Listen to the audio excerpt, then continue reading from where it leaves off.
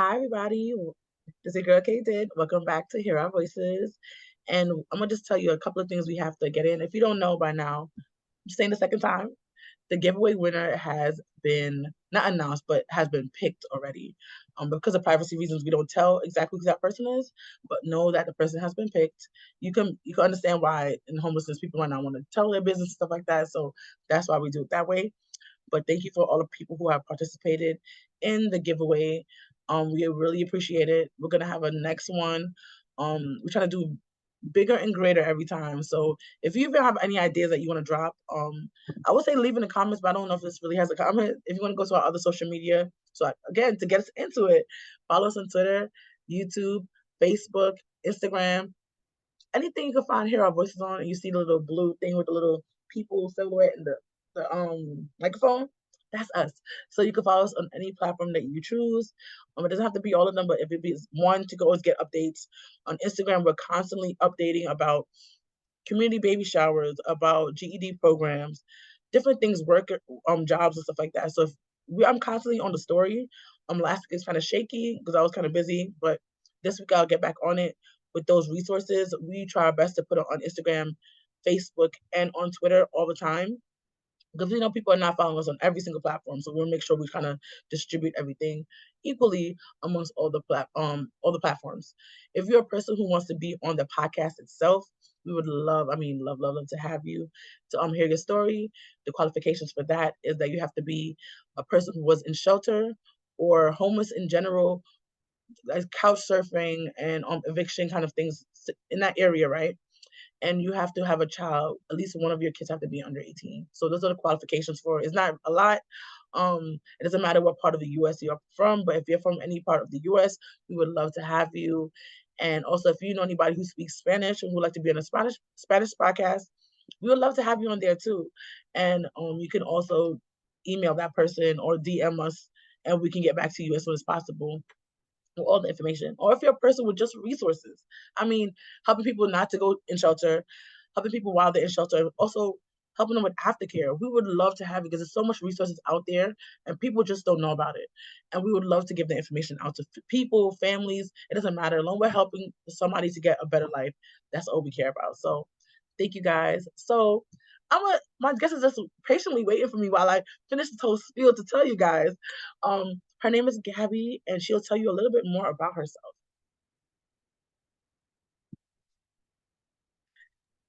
Thank you so much, Kadisha. I am super excited to be here with you and connect.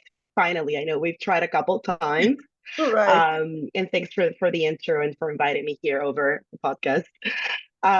So yeah, my name is Gabby. My whole name is longer. It's Gabriela Sandoval Requena. I am the Director of Policy and Communications at New Destiny Housing.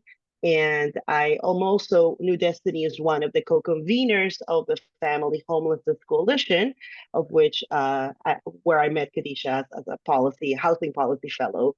So super excited to be here with you. Yes. As you know, the people who are over there until next month, well, technically in July, but who funds the podcast is the Family Homeless Coalition, and there are a bunch of nonprofits will come together that can help out. And I would say majority of them I feel like it's family, but people do other things like New Destiny works, I want to say, with all people with DV. We talked about them before, them and Safe Horizon. But I don't think they only work with, from what I understand, they don't only work with families, they work with anybody in a DV spectrum. If you don't know what DV is domestic violence. I try not to use some acronyms. People like, what is that? What does that mean? Domestic violence. And also, before I even get into that, if you're a person who is involved in domestic violence, like I would say the victim, but survivor, or I guess you're a victim until you get out of it. So that's how it is. Please get help. Don't think that people are not going to listen to you. And if the first person doesn't listen to you, go to the next person. Get yourself out of it. It's not only beating, it can be speaking, it could be financial, it could be a lot of different things of how a person is taking control over you and what you have, which should be only you, kind of doing kind of thing. So please get the help that you need. If you need any numbers, anything like that, it'll be down below. I'm very passionate about getting people help if they need it. And sometimes you might not think that you need it, and you don't even realize you're in a situation, but then you are, because manipulation can be very a stronghold in your life. And if you're a person with kids, don't even do it for yourself. Do it for your kid. Think about your baby and how they will grow up and thinking that what is happening to you is okay. Because our children don't learn from what we say. They learn from what the actions that we actually do. They learn from what we say too, but I feel like they learn from more of the actions that's actually happening around them.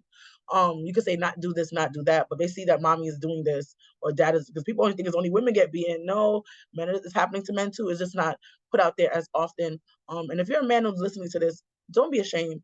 You can also get help. I feel like they don't have as much help as the women do, but we are working on those things. I'm just saying, kind of cut into there a little bit.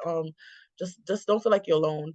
I personally have not been through the situation, but I know many of people who have, and they have come out on the other side stronger. So if you do need the help, we can get you the help that you need. Mhm. So just be aware of that. Sorry about that. So Thank you for sharing that. I think it's yeah, you're 100% correct, Khadijah. Yes. yeah, so she said she worked in policy. What exactly in policy do you work with at New Destiny Houses?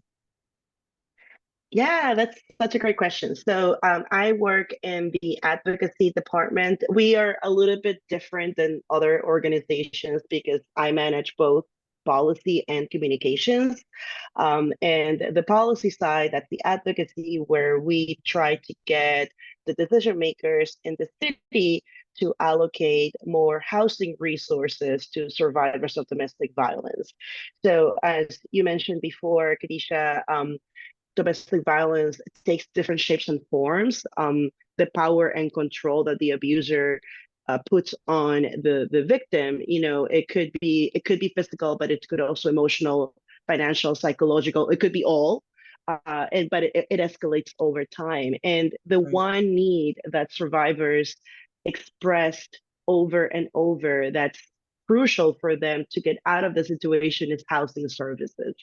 So yes, there are excellent partners in the city that provide housing, temporary housing, like shelter for domestic violence survivors. I know you had Safe Horizon here at the podcast before. They talk about their shelter services and resources. But we are New Destiny is focused more on what happens next. What happens, how can a survivor get permanent housing, an apartment of their own that they're going to be able to afford for their kids, for themselves in the future. So that's where we are. That's where our focus is as an organization. We have two programs that we're known for the most. And funny fact, I don't know if you know this, but we actually started off as part of Safe Horizon back in the oh, day. wow. We were part of, yeah, we were part of Victim Services back then, if that's what it was called before changing their name to Safe Horizon. And we started as their development partner. And we would kind of do like technical assistance for organizations that wanted to build supportive housing or that wanted to build shelter. And then over time, we really, we became our own organization. And then we started really developing permanent housing with supportive elements. So we do supportive housing for domestic violence survivors here in the city. And we are the largest provider of supportive housing for survivors in the city.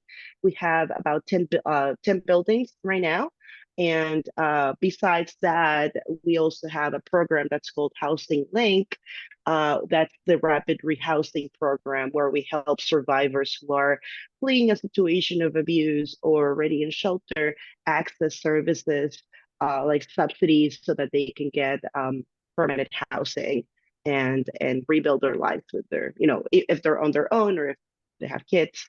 Um, so yeah, so that's what we do. And where I come in, it's kind of, okay, well, there are certain programs, but we wanted there to be more, right? We want there to be more opportunities for survivors to access permanent housing.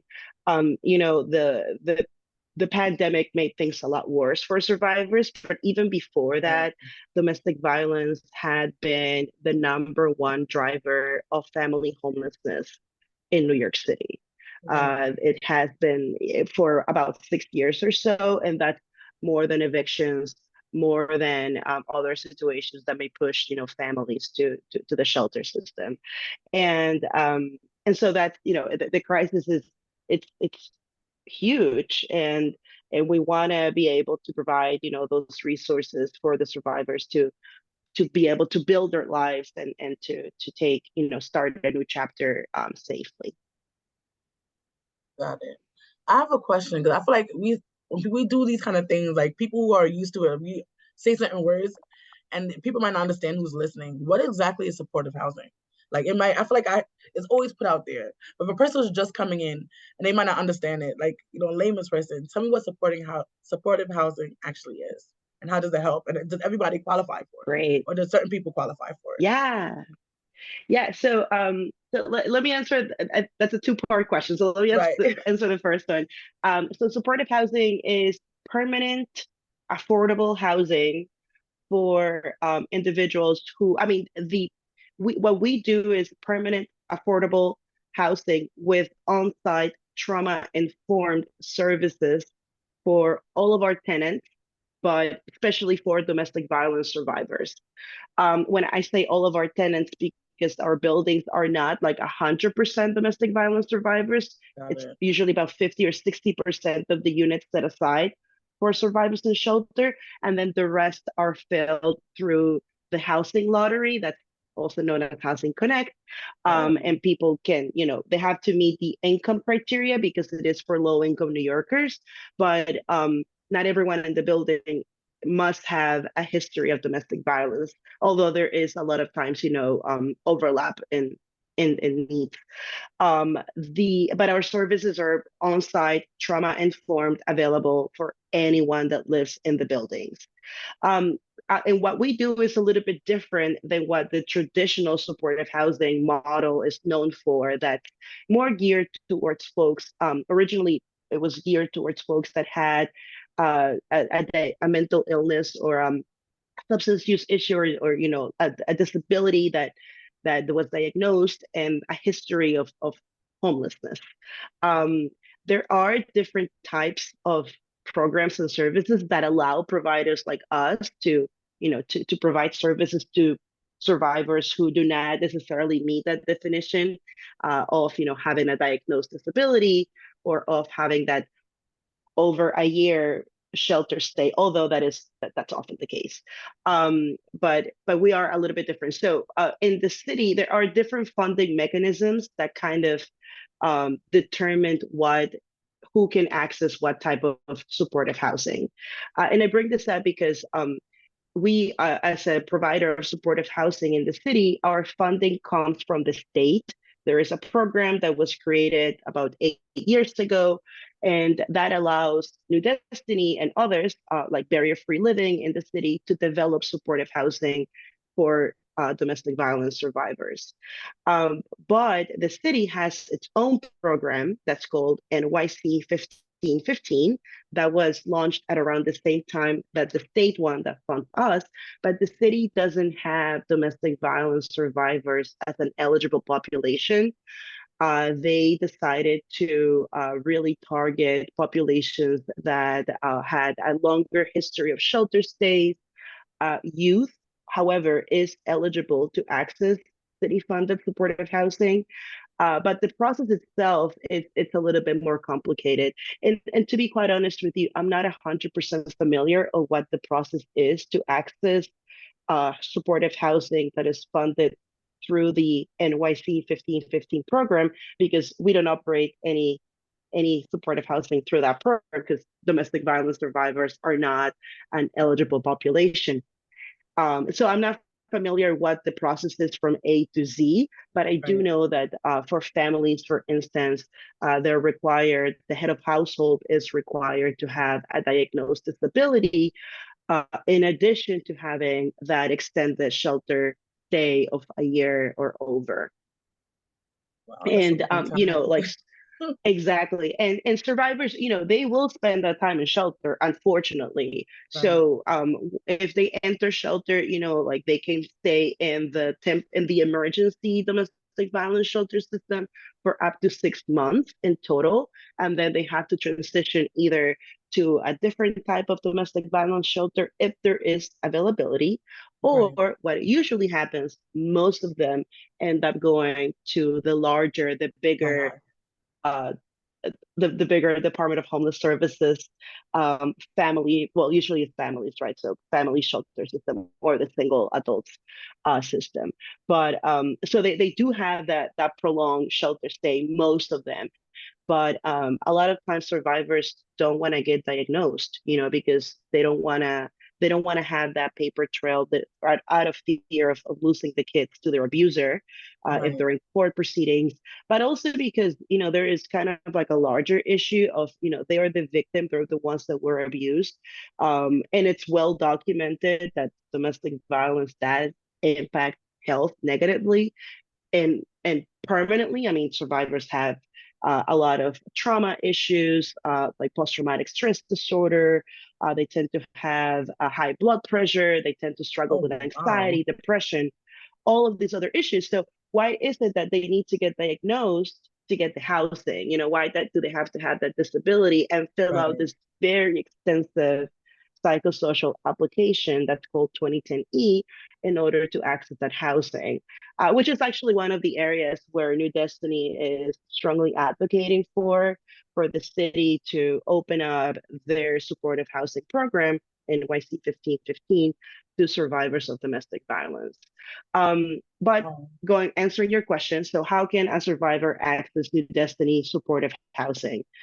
Um, it's they have to be in shelter. That's the number one priority. I mean, that's the criteria. They have to be in shelter. And there is also, we do something that's like a safety assessment, because a survivor may not want to go back, or really should not go back to the borough or the neighborhood where their abuser resides, right? So we do a safety assessment. Once we announce, right, we tell the Human Resource Administration, that's the agency in the city that manages the domestic violence shelter system. We tell them, listen, we're opening up a building in Queens.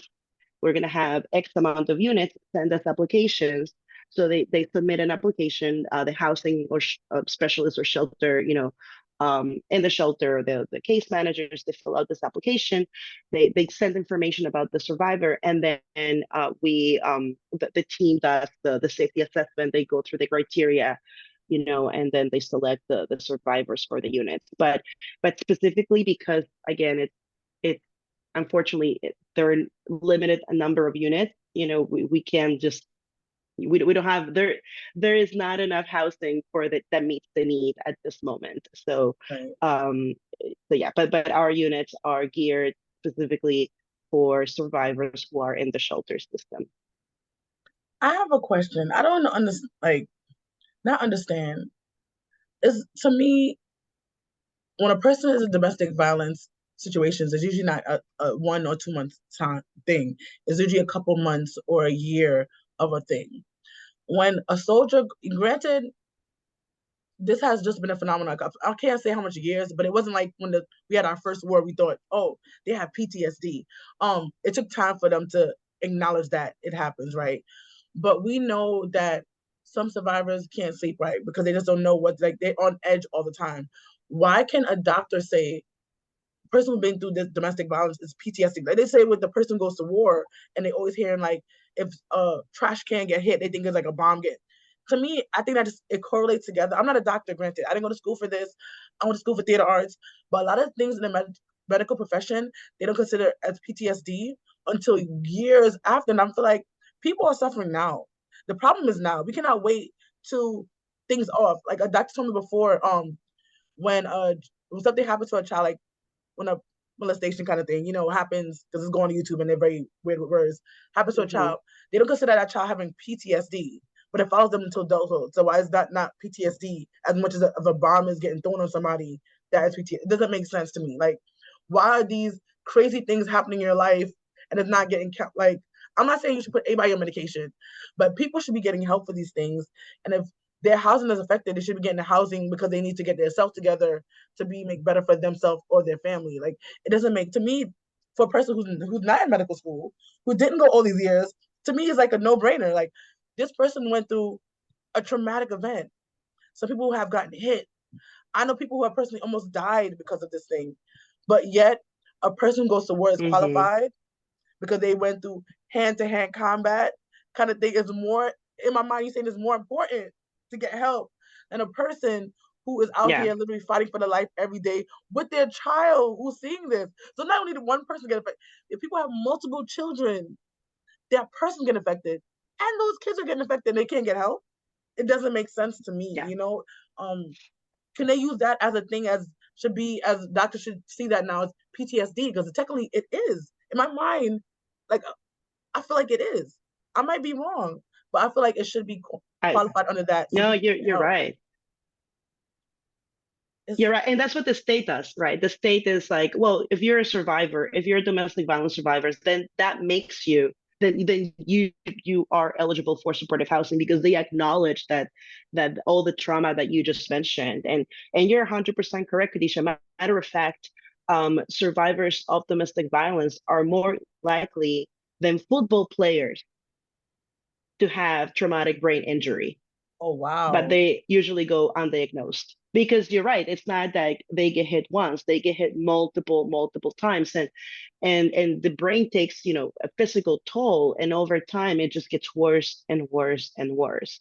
And the kids, 100% correct, the kids are the ones that suffer because they see that. And there have been studies that demonstrate that children that witness abuse, they are either more likely to be victimized, to be victims when they're adults, or to be the abuser in a right, relationship because they're not exposed to what a healthy relationship is. yeah, So that's one of the things that I like. I enjoy a lot about the work that we do is the work that we do with the kids.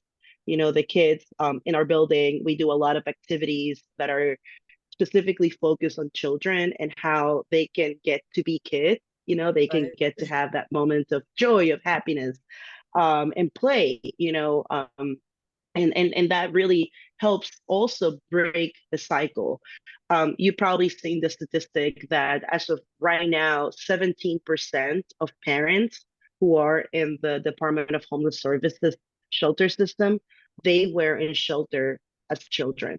So mhm, there is a cycle that's tangible, it's real, it's visible, and that's why housing interventions like supportive housing for survivors are crucial. But also there are, yeah, so supportive housing is great, but also not all survivors require that level of support that right, that to be in a building. And so that's why we also have that other program, and I know you're going to speak with my colleague Gina more about it. She's the one that manages our housing access programs. But that's, I think, I don't another area that we could do more of, to provide, to make sure that families, survivors have rent subsidies so that they can afford rent permanently, and that they have access to aftercare resources, right? Because what happens after they get placed, many of them, because they've been subjected to financial abuse, also they've never managed their own bank account. They've right, never been able to have, receive their paycheck. Maybe they've never written a check, so how you learn those skills. And that's part of it's the process. It's not like you take a class one day and then you learn everything. No, there are different right, issues that arise. And so, I mean, I wish it was like that, right? You could just like turn a button and then learn everything immediately. But it's not. So that's why we also provide those services. I mean, case managers are in touch with the survivors after their place so that in case they have any questions or in case an emergency comes up, in case they're no longer safe, for instance, because it's a journey, it's a process. Healing is not a one-time thing. It happens over time and has ebbs and flows. And sometimes a survivor may be in a safe situation and maybe they go into a relationship that's again not safe, not healthy. right, So and we do a lot of our work is trauma informed and really survivor led. Like we let them make decisions. We provide information, but we're not our case managers are not there to tell survivors, oh, listen, this is what you need because we know better than you. No, right, it's the opposite, right? We let them. I mean, if they we see they're struggling, we let them know that the services that we have, but we understand that it's a journey and it's not permanent. I mean, it's not, sometimes it's not permanent. Sometimes there are things that that don't work out, and we try to be there, for them through the whole process. So, but yeah, but you're right. I think that there is a lot of more work, that awareness that could be done about, what domestic violence is, and the negative effects that it has on the adults and also on the kids. Thank you for coming again to this week's podcast with Gabby. Tune in next week, and actually the week after that. She'll be on a roll. So guys, you'll never get enough of her for the next 3 weeks. You'll be hearing her story, not her story, but sorry. You'll be hearing more about domestic violence and things from New Destiny in this podcast and next week's, and also the Spanish podcast. So if you know anybody who speaks Spanish and who would like to listen in about what Gabby does, you could definitely go check that out. So thank you guys for stopping by. See you next time. Don't forget to follow us on all our social media platforms. Okay, guys? Bye.